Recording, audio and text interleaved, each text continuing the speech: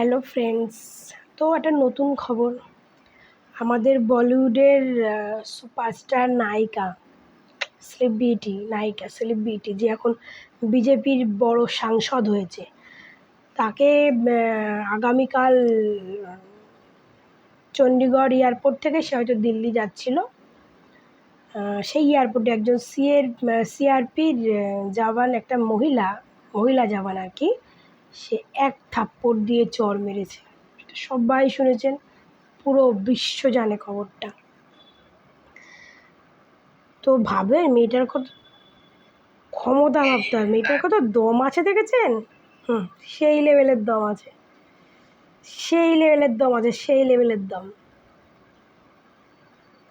তাহলে বুঝতে পারছেন যে একটা বিজেপির সাংসদ, নট সেলিব্রিটি, বলছি না, সেলিব্রিটিদের অত কেউ ধোপে টেকে না, বিজেপির সাংসদ, তাকে ওপেন এয়ারপোর্টে চড় মেরেছে। মানে বুঝতে পারছেন মেয়েটার কত সাহস।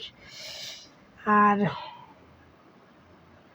কি বলবো, এবার বলবেন আমি কেন বলবো, আমি খুব আনন্দ পেয়েছি, প্রচুর আনন্দ পেয়েছি। আমার তো খুব ভালো লেগেছে, আমার প্রচুর ভালো লেগেছে।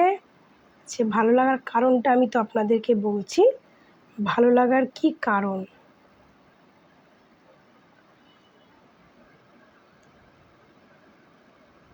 मैडम थोड़ा एक सेकंड है, आपको वेट करना पड़ेगा थोड़ी। कोई बात नहीं, सब इश्यू होता है।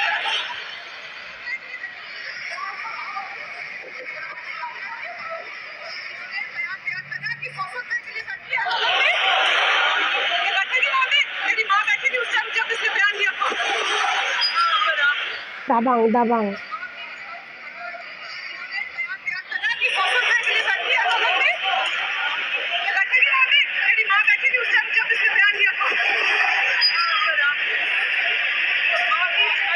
মহিলা সিআরপি নাম হচ্ছে কুলদীপ কর।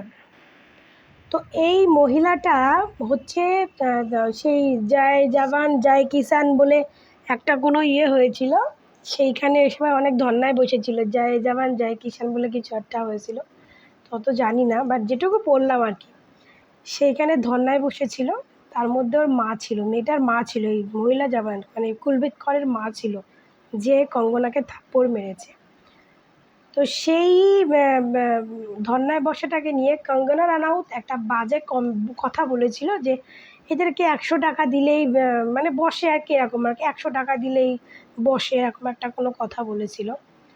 তো সেইটার বদলা মেয়েটা নিয়েছে, কোনো দিন সেদিন কালকে বাগে পেয়ে সেইটার বদলা মেয়েটা নিয়েছে। মেয়েটাকে স্যালুট, হয়তো দম আছে মানে মা বললাম কেন, আপনার মানে দম আছে, बहनों और दीदियों যাই বলি, তোমার দম আছে।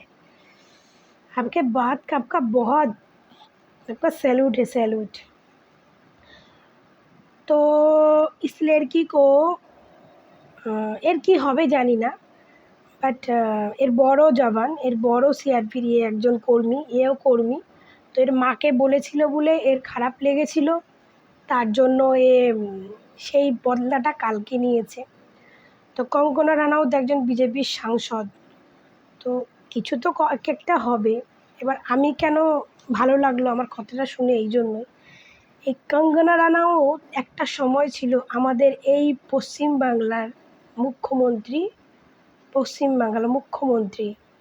আমাদের ওয়েস্ট বেঙ্গলের মুখ্যমন্ত্রী মমতা ব্যানার্জির সম্বন্ধে বাজে কথা বলেছিল। আজ থেকে কয়েক বছর আগের কথা, আমাদের মুখ্যমন্ত্রী উনি জানি কী একটা বাজে, মানে কথাটা আমার মনে আসছে না এখন, একটা বাজে কথা বলেছিল, টুইট করে বলেছিল এইটা। তো যে টুইটের ফলে মানে পাবলিক এত খচে গেছিলো যে ইনস্টাগ্রাম থেকে, ফেসবুক থেকে কঙ্কনাকে ব্লক করে দিয়েছিল। মানে ওর ইনস্টাগ্রাম অ্যাকাউন্ট, ফেসবুক অ্যাকাউন্ট পুরো লক করে দিয়েছিল, ইনস্টাগ্রাম ফেসবুক থেকে না, ওখান থেকে ওকে ব্লক করে দিয়েছিল। মানে ওর এই আমাদের মমতাদিকে নিয়ে বলা, আমাদের এই মুখ্যমন্ত্রীকে নিয়ে এই বাজে কমেন্টটা করাতে মানে পাবলিক এত ক্ষেপে গেছিলো ওর উপরে, যে সবাই তো আর ওকে সামনে পায়নি, আরও একজন সেলিব্রিটি, একজন নেতা, তো ওকে তো আর কেউ হাতের কাছে পাবে না। তো সবাই ফেসবুক থেকে ইনস্টাগ্রাম থেকে ওকে ব্লক করে দিয়েছিল। আগে আমার এই কঙ্গনা রানাউতকে খুব ভালো লাগতো, প্রচুর ভালো লাগতো।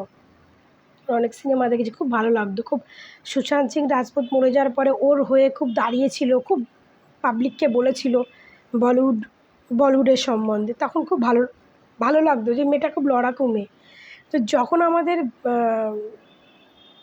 আমাদের মুখ্যমন্ত্রীকে বাজে কথা বললো না, তখন থেকে ওকে আমি একদম সহ্যই করতে পারি না। এই জন্য আমার খুব ভালো লেগেছে।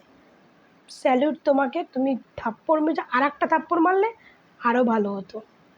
ও যেমন ওকে তেমন ব্যবহারটাই করেছো।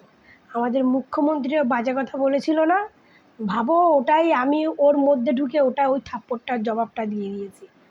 ঠিক আছে, আমাদের মুখ্যমন্ত্রীকে বাজে কথা বলেছিল, ওকে ইনস্টাগ্রাম ওকে ফেসবুক থেকে ব্লক করে দিয়েছিল। আমাদের ওয়েস্ট বেঙ্গলের মুখ্যমন্ত্রীর কদর কতটা, সেটা না মানে আচ্ছা যা লেভেলের লোকেরা জানে না আমাদের মুখ্যমন্ত্রীর কদর কতটা। ঠিক আছে, এই জন্যই কঙ্গনাকে চড় মেরেছে, আমি খুব আনন্দ উপভোগ করেছি। আর আমি যদি থাকতাম ওকে একটার জায়গায় দুটো চড় মারতাম।